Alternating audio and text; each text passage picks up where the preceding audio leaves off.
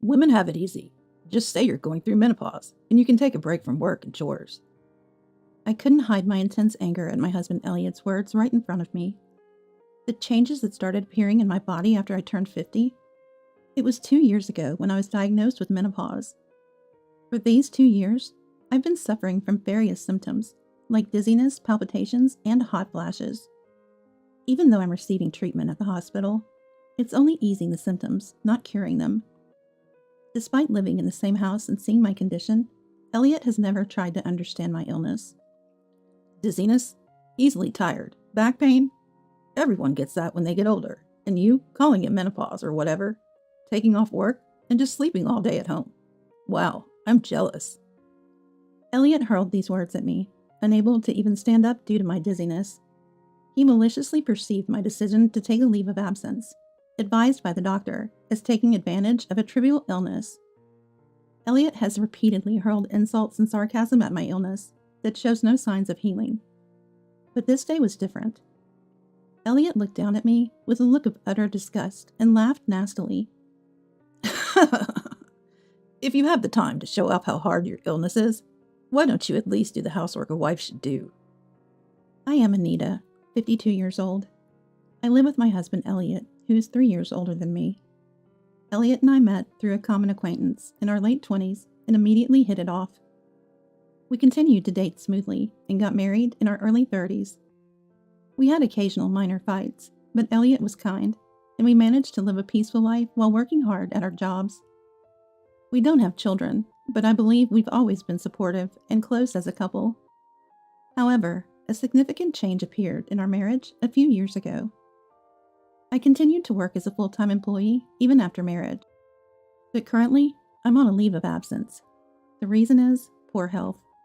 More specifically, I started experiencing symptoms of menopause in my late 40s, which made me prone to falling ill. Initially, it was mainly irregular menstrual cycles and sudden feelings of heat and fatigue. But as time passed, the symptoms worsened with severe palpitations and sleepless nights. Gradually, I began to feel irritable and depressed for no apparent reason, affecting my mental health. Menopause can bring various symptoms for about 10 years, from before to after menopause. I had heard about it, but experiencing it myself was more challenging than I had imagined. My symptoms were particularly severe, and despite the advice of my family, the condition didn't improve even after visiting the hospital. The doctor said that there is no specific cure for menopause, and symptomatic treatment is the primary approach. So I've been using prescribed medication and herbal remedies tailored to my severe symptoms. But there's no cure. It became difficult to continue working, so I decided to take a leave of absence when I turned 50, 2 years ago. My company's leave policy is up to 3 years, and soon I will have to decide whether to return to work or retire. I don't want to quit my job, but there's no sign of my symptoms subsiding, and I feel frustrated about possibly having to consider retirement. However, if I end up quitting, I have no idea what Elliot would say. Initially, when I started suffering from menopause, Elliot was concerned and attentive. He wasn't the type to take the lead in household chores, but he used to care when I was unwell. I thought he was a kind person, but as soon as he realized my health issue might drag on, he started looking at me with irritation. When I discussed taking a temporary leave from work with Elliot, he didn't like the idea. I don't understand much about your health, but is it so bad that you need to take a leave? You're not just slacking off and relaxing at home, right? I was shocked when he said that. Men also go through menopause, but Elliot, despite having a chronic illness, rarely fell ill. He's always been careful to maintain his health to prevent his condition from worsening, so he probably sees me, who continues to be unwell, as lazy. That's evident from how he responds no matter how much I explain my symptoms. So what's the plan to improve? If that method doesn't work, shouldn't you look for another? Why do you keep saying it's not getting better? If it's not healing, find a way to heal. He seemed far from understanding, but continuing to work in my current condition is tough. When I pleaded for a leave of absence until my health stabilized, Elliot, as expected, got furious. However, after I told him that not only my boss, but also my colleagues and juniors had asked me to take a break, he reluctantly agreed, though still displeased. I had decided to do more housework while not working, but there were times when I suddenly felt ill and couldn't get up. Standing brought on dizziness, and even sitting down didn't stop the sweating, perhaps due to hot flashes. Still, when I tried to vacuum, despite the difficulty, merciless back pain would strike. No matter how much I endured and took medicine, trying to do housework whenever I could move a bit, Elliot still didn't understand. Aren't you better yet? What's the point of going to the hospital? It was predictable, but gradually he began to treat me coldly. Stop being so dependent. If you're at home all day because of your leave, why don't you finish all the housework during the day? It's not like you're unwell from morning till night. Coming home to no greeting, dinner just cut up and heated up. What are you doing at home all day? And it wasn't just once or twice that I got such complaints from Elliot when he returned from work. I was shocked by his attitude, sighing tiredly. On weekends, when he was at home, stop lying down all the time. Do the laundry at least. And I was feeling unwell and lying down. I even got yelled at. The sarcasm and complaints from Elliot increased day by day, and words of care and concern disappeared. While his terrible attitude hurt me, I also increasingly worried whether my symptoms would ever heal, if a time would come when I really got better. However, fortunately, my mother-in-law Cassie and sister-in-law Natalie, who lived in the same town, understood my condition and sometimes gave me advice, which was very helpful. Cassie is over 80, but still robust and lively, speaking clearly and energetically. Her husband has passed away, and she lives with Natalie and her husband. Cassie and Natalie were the ones who advised me to go to the hospital and were the first to suggest taking a leave if it got too bad. I'm truly grateful to them, as both my parents have passed away, and they're the ones who care about my menopausal symptoms. One day, we're going to have a dinner party at our house next weekend for Mom's birthday, Elliot said.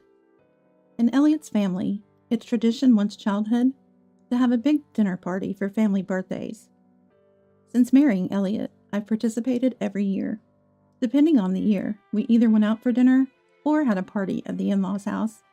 But this year, Cassie's birthday celebration was to be held at our place. Of course, that meant I was in charge of the meal. On the day, Cassie and Natalie were supposed to come in the evening, and Natalie's husband couldn't make it due to work. Make sure you're in good shape on the day, Elliot said, glaring at me sharply. I won't tolerate it if it's like last year. I understand. I could only nod in front of Elliot's aggressive attitude. Last year, on Cassie's birthday, I felt ill and missed the party at the in-laws' house. Elliot seemed to think he was made a fool of and berated me harshly when he returned home. I remember crying from the pain of that time. So this time, I want to be in good condition on the day of the dinner, as Elliot said. However, if it were a condition that could be controlled just by wanting it, I wouldn't have been suffering for years. Hoping for a day when I felt a little better, I started preparing little by little. Cassie would be turning 85 at her next birthday.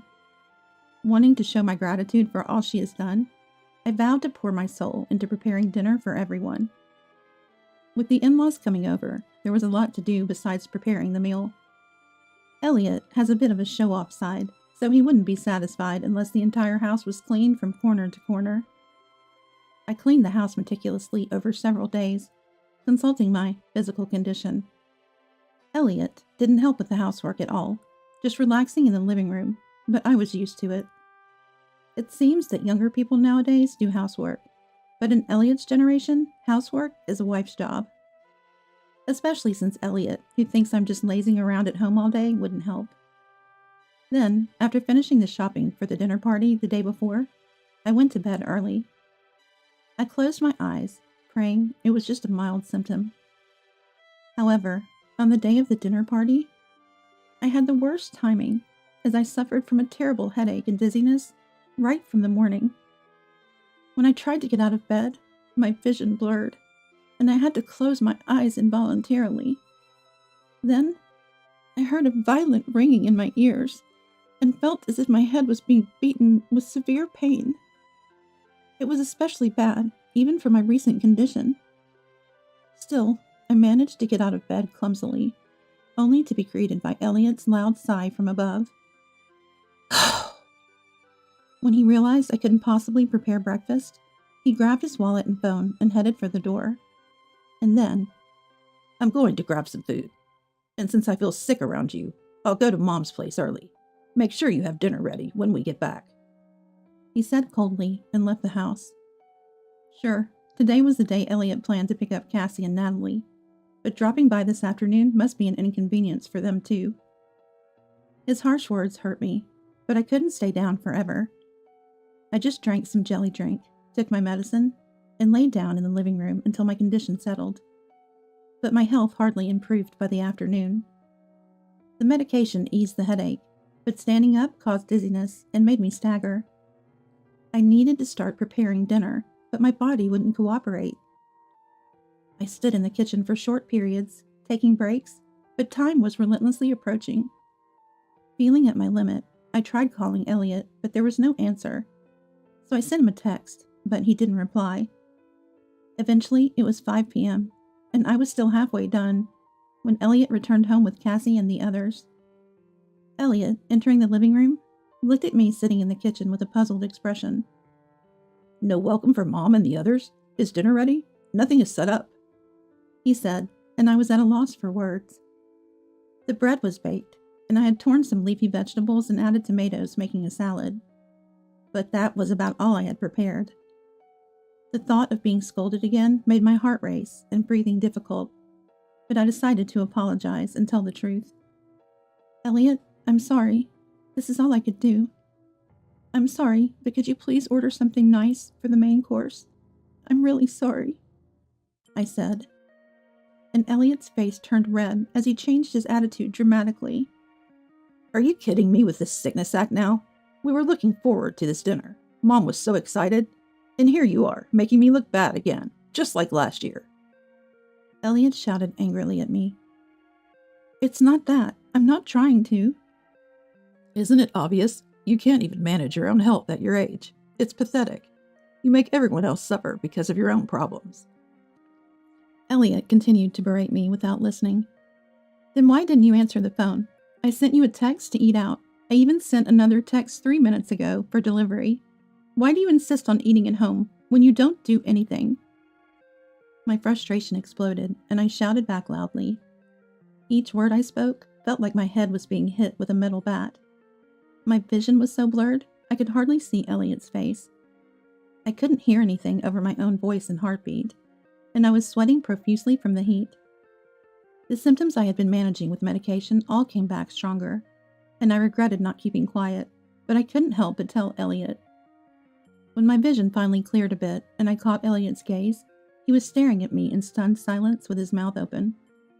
Then, as our eyes met, his face turned bright red and he pointed at me angrily. What's with that attitude? Pretending to be sick and not doing housework. And getting angry when pointed out? You're the worst. I'm sick of supporting a wife who's a failure at housekeeping. If you can't handle housework, we're getting a divorce. He yelled loud enough to be heard outside. All my desperate pleading had no effect on Elliot. After all these years, he brought up divorce without hesitation, and I felt so miserable I was on the verge of tears. Divorce seemed inevitable.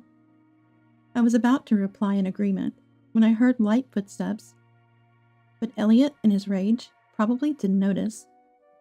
Menopause. What's that about? Getting tired easily? Having shoulder pains? Aren't these things normal for our age? Dizziness and headaches can't be that bad, even with medication. You just want to lie in bed all day, don't you? Elliot spat these words at me before someone tapped him on the shoulder from behind. It was Natalie, my sister-in-law. With an anger I'd never seen before, Natalie raised her right hand the moment Elliot turned around and struck his cheek with a forceful slap. Elliot, hit by a right straight punch that was hard to believe came from a 60-year-old woman, fell to the floor, looking up at Natalie with a face that couldn't comprehend what had just happened. Sis, what the heck are you doing? Elliot, rubbing his cheek in confusion, was met with Natalie's sharp gaze. Then she said, And what about you? What's with the attitude? Have you been treating Anita like this for years? Deciding the severity of someone's illness without being a doctor? Verbally abusing your wife? You should be ashamed. Natalie shouted, furious. Elliot, who tries to show a good face in front of the family, doesn't treat me harshly. Even when he was despising me with disdainful eyes as I suffered from dizziness, he became considerate of my health the moment Natalie visited, even making coffee himself. I had consulted Cassie and Natalie about my illness, but never about Elliot's behavior. They are caring people, but if I spoke ill of Elliot, their blood relative, they might harbor ill will towards me.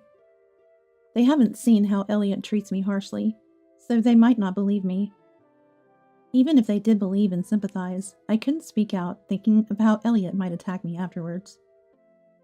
But seeing Natalie's actions now, I might have been wrong. What's going on? Today is Mom's birthday party, and I wanted to make it enjoyable. But it's this guy who ruined the dinner party by not preparing anything. Elliot, standing up, pointed at me and continued to blame. Then Cassie, who came to the living room with Natalie, glared at Elliot. Are you saying Anita ruined the dinner party? That's just your opinion, right? From what I heard, Anita was trying her best to prepare despite her pain. She contacted you because it didn't seem like she could make it in time, asking to change the venue or order delivery. I don't appreciate being celebrated by someone who's unwell. I'm not even slightly happy being celebrated by a son who just complains after dumping everything on his sick wife. Cassie said this to Elliot firmly. Then Natalie. Did you come to our house leaving Anita alone while she was feeling ill? Asked. Well, there's nothing I could do. There are many things you could do, like helping with chores or being considerate about her health. I remember telling you this when Anita started feeling unwell. You just found it bothersome, didn't you? Stunned by Natalie's words, Elliot was at a loss for words. After I started feeling unwell, Natalie had told Elliot to be more considerate of me. But as his usual behavior showed, he didn't heed her words. Why are Sis and Mom siding with her? Menopause isn't even a real illness. Getting tired easily, palpitations that happens to everyone as they age. Women just want to be lazy, so they can name it a disorder and pretend to be sick. Elliot continued, trying to justify himself. Natalie sighed and began to explain. Elliot, you might not know, but I too suffered from severe menopause symptoms. It's only recently settled down, but it was so bad I quit my job 10 years ago. Are you really saying a disease that made me quit my job isn't a real illness? Hearing Natalie's words, Elliot stood frozen in shock.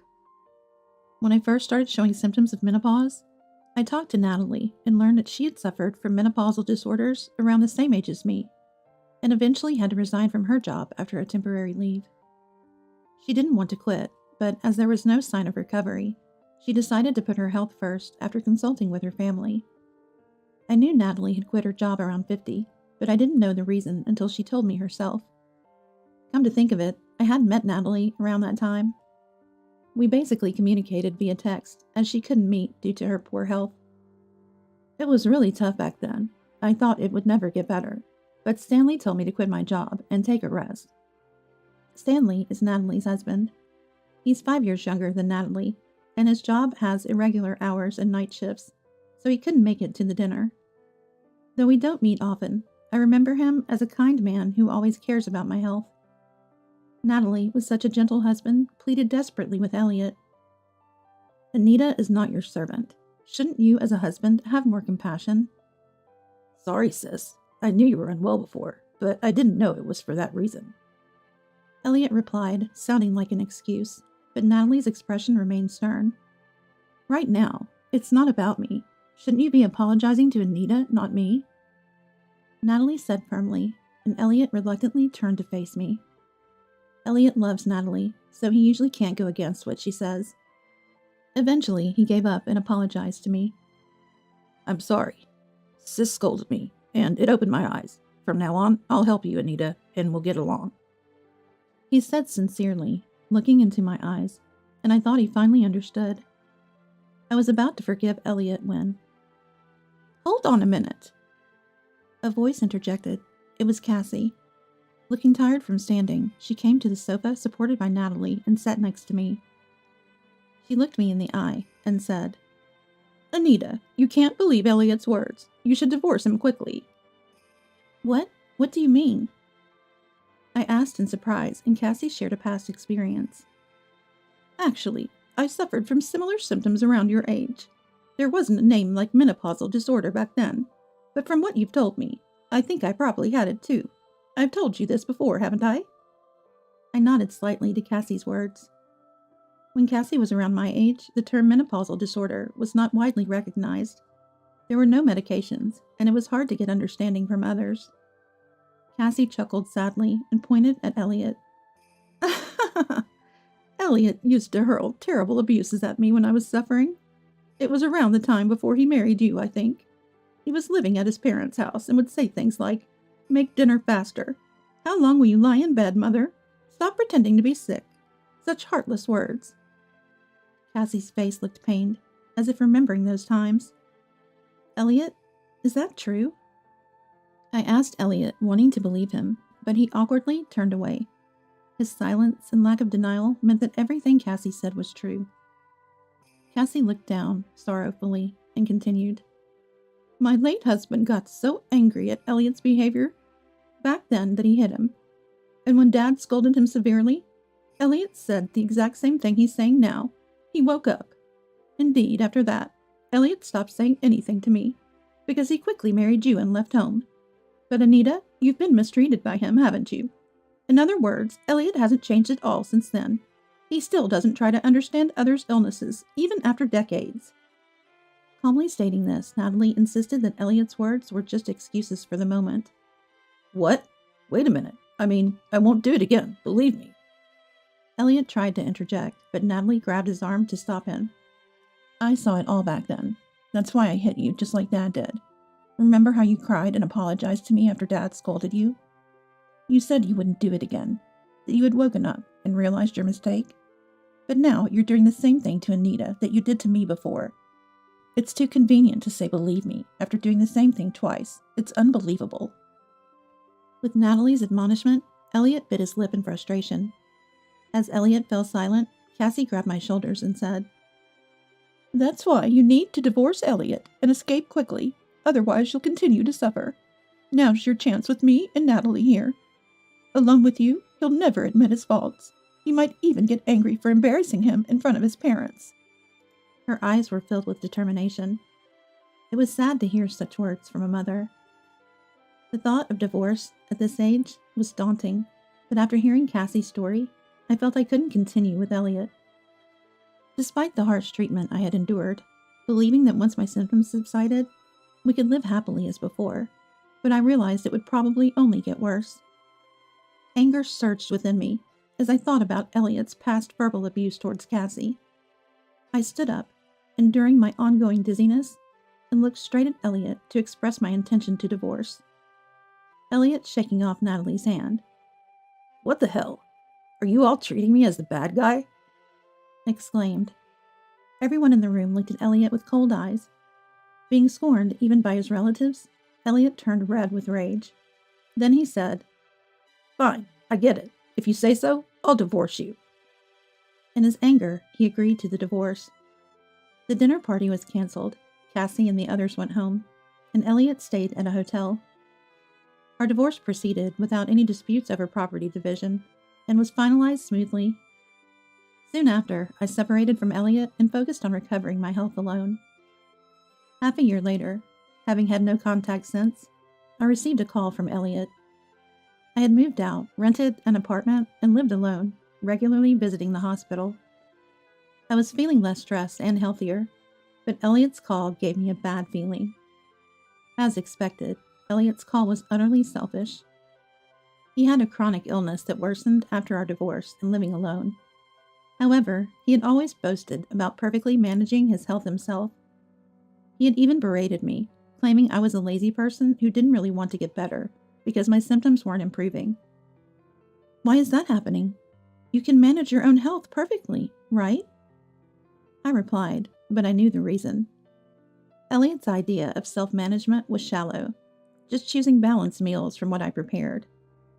He never cooked from scratch because I had planned the menus considering his health. Moreover, Elliot, who never did any housework, had a terrible lifestyle in the past 6 months.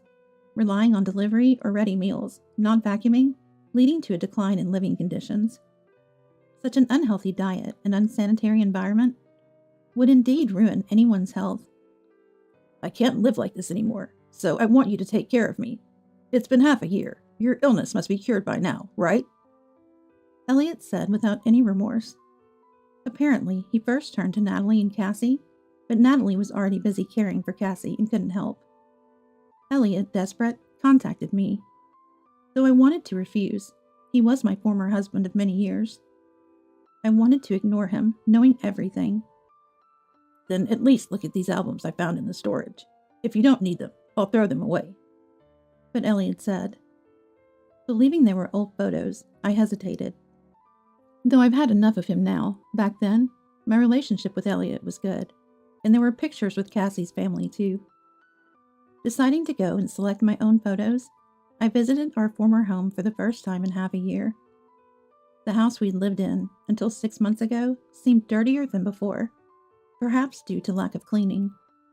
Leftover takeout containers cluttered the table, making me grimace involuntarily. You know, without you here, I don't have time to clean. It's hard to move when I feel bad. Elliot made excuses without any provocation. While he claimed to feel unwell, he seemed quite energetic at a glance. Moreover, despite wanting care, what Elliot really seemed to need was someone to clean, do laundry, and prepare meals. It just seemed like he wanted a housekeeper. After a moment of thought, "You don't look injured and seem quite healthy. Why don't you stop being lazy and take care of yourself?" I said. Elliot narrowed his eyes sullenly and retorted, You know my illness affects my internal organs and nerves, right? Don't judge by appearances. It's outrageous that you call me lazy when I'm suffering so much. He spat these words out. Seeing my cold gaze, Elliot visibly became unsettled. Then he stopped moving abruptly. With widened eyes, he took a deep breath and apologized to me. I said those harsh things to you when you were suffering. I'm truly sorry. I deeply regret it and won't do it again. So please. I anticipated his next words and firmly interrupted. Sorry, but I can't take care of you.